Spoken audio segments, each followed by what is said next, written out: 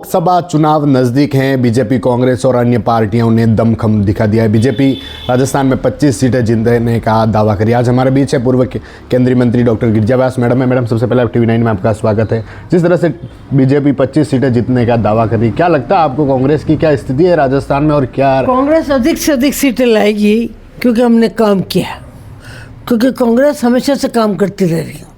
कांग्रेस झूठे वादे नहीं करती। और अभी जो खास करके यात्रा चल रही है भारत जोड़ो के साथ, जो न्याय जुड़ा हुआ है, तो हम केवल गारंटी नहीं देते।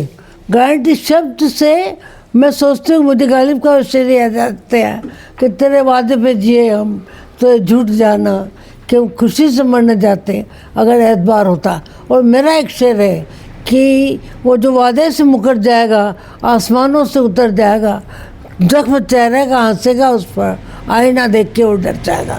तो कांग्रेस का तो बहुत दूसरा लक्ष्य है, जो हमेशा डर के रहा कि हम कानून दे करके लोगों को उनकी मदद करें, उनकी मदद करने के बाद हम लोग वोट मांगने के लिए जाएं। कांग्रेस हमेशा से करती रही है। ठीक है, कुछ समय के लिए हर एक कुछ वक्त आता है किसी का झोंके की तरह आया और झूठे वादे में, झूठे लफाजीबाजी में लोग फंस गए और झूठे धर्म की बात पर अलग अलग जो करने की बात थे उस पर फंस गए। लेकिन अब वास्तव में लोगों को रोटी चाहिए, लोगों को पानी चाहिए, लोगों को रोज़गार चाहिए। इस सब की कमी के कारण कांग्रेस वापस आएगी। मैडम, आप कह रहे हैं लेकिन 2 बार भाजपा जीती है, 2 बार प्रधानमंत्री नरेंद्र मोदी बने। जब पहले बने थे उसके बाद रिकॉर्ड वोटों से दूसरी बार भी सरकार बनी है, फिर कैसे करेगी?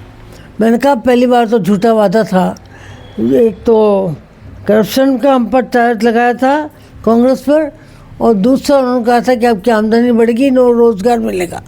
रोज़गार भी नहीं मिला। और दूसरी बात, उनके करप्शन के कोई चार्ज थे भी नहीं, जो चल रहे थे वो आज भी चल रहे हैं, कोई मतलब नहीं। उन्होंने झूठे वादे करके जो वो आए थे वो पहला कारण था। फिर उन्होंने धर्म के नाम पर भारत को अलग अलग करने की कोशिश की, जो हम एकता के साथ जीना चाहते हैं, एकता के साथ मरना चाहते हैं। और ये कांग्रेस की बात नहीं, हमारी पुरानी परंपरा के अनुसार भी हमारे धर्मों में जो लिखा है उसमें भी आत्मवत् सर्वभूतेषु यह पश्यति सर्वपश्यति की बात है, जिसमें सभी में एक ही आत्मा है। तो फिर दूसरा कैसे हो सकता है? क्या लगता है मैडम, वर्तमान में जो स्थिति देख रही हैं आप, वर्तमान में क्या स्थिति है कांग्रेस की? कितनी सीटें मानती है आपकी इस बार जीत पाएगी कांग्रेस? कांग्रेस अधिक से अधिक जीत पाएगी, इसमें कोई शक नहीं। क्या लगता है जिस तरह से लगातार जो कांग्रेस के बड़े दिग्गज हैं जो छोड़कर भाजपा में जा रहे हैं और फिर कटाक्ष कांग्रेस पर लगातार कर रहे हैं? कांग्रेस जिंदा है उन लोगों के बल पर जो छोटा सा बिल्ला लगा के एक छोटी सी कांग्रेस की जय, छोटा झंडा लेकर के और जय बोलने के नाम से गांव तक बैठा हुआ है। कांग्रेस गांव में है, कांग्रेस शहर की गलियों में है, कांग्रेस लोगों के दिल में है। फिर छोड़ के क्यों जा रहे हैं? छोड़ के बड़े नेता, आपने कहा, खुद नहीं बोला, कुछ बड़े लोग साथ जा रहे होंगे तो उनकी सुविधा की दृष्टि से जा रहे होंगे। अपना मन है, अपना बात है। तो कांग्रेस पर इस पर कोई असर नहीं आने वाला। कांग्रेस या तो कांग्रेस की इस तरह की पार्टी की कमजोरी है जो उनको समझा नहीं पा रही है, या फिर ऐसी कोई मजबूरी होगी छोड़ने के कारण? आप क्या मानती है इसका? ये बात जरूर है कि वार्ता का दौर चलता रहना चाहिए। विवाद सबसे बड़ा वो होता है जिसमें चलता रहना चाहिए, जिससे कि यदि कोई कमी है तो उसको हम उतार सकें। क्योंकि हमारे यहाँ कहावत ही नहीं है, हमारे चलन भी है प्रारंभ से लेकर अब तक कि हमें यदि कोई गलती है तो उसको भी सुधारने का मौका मिलना चाहिए। कोई नई चीज़ है उसको ग्रहण करने का मौका मिलना चाहिए, वो भी मिलेगा।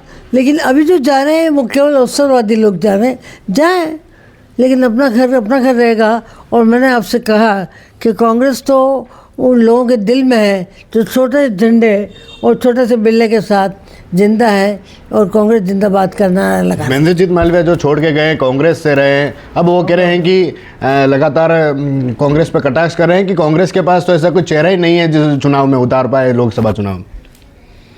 उन्होंने अपने दृष्टिकोण से बात कही है। कल की भीड़ इस बात की ओर संकेत नहीं करती, लेकिन हाँ, अच्छे नेता थे कांग्रेस के, इसमें कोई शक नहीं।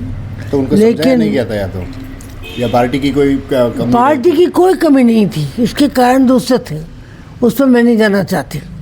लेकिन बहुत लोगों को दबाव के कारण जो जाना पड़ा, उनको कम से कम कांग्रेस के खिलाफ नहीं बोलना आखिरी चाहिए। सवाल करूंगा मैडम, उदयपुर को लेकर आप क्या सोचती है? उदयपुर के जो चेहरे हैं, जो अभी तक चेहरे हालांकि चर्चा में, आप क्या मानती है कि किसे चेहरा होना चाहिए, या फिर जिस तरह से विधानसभा चुनाव में जो देखने को मिला था गौरव वल्लभ को उतारा गया, ठीक उसी तरह चेहरा लाया जाएगा? मुझे इस बारे में कोई पता नहीं। पार्टी पूछेगी तो मैं तो कांग्रेस की कार्यकर्ता हूँ, जमीनी कार्यकर्ता हूँ, सही राय दूंगी। विधानसभा चुनाव में भी तो पूछा होगा मैडम? नहीं पूछा। तो ये थे डॉक्टर गिरिजा व्यास, जो पूर्व केंद्रीय मंत्री हैं। इनका लोकसभा चुनाव को लेकर कहना है कि इस बार भी पार्टी अच्छे वोटों से जीतेगी, अच्छे खासे जो परिणाम है वह रहने वाले हैं। TV9 के लिए राजेश डांगी।